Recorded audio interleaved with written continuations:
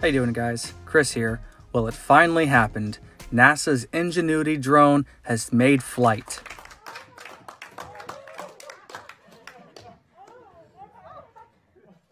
From Ingenuity unfurling itself from beneath the rover to its first recorded images and sounds of Mars.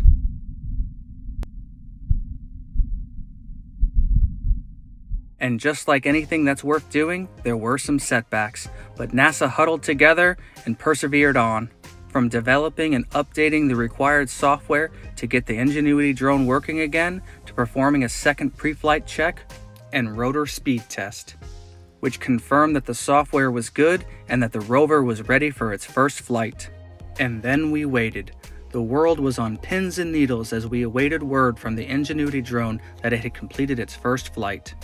And then there it was, Ingenuity hovering above itself, casting its shadow on the Martian soil.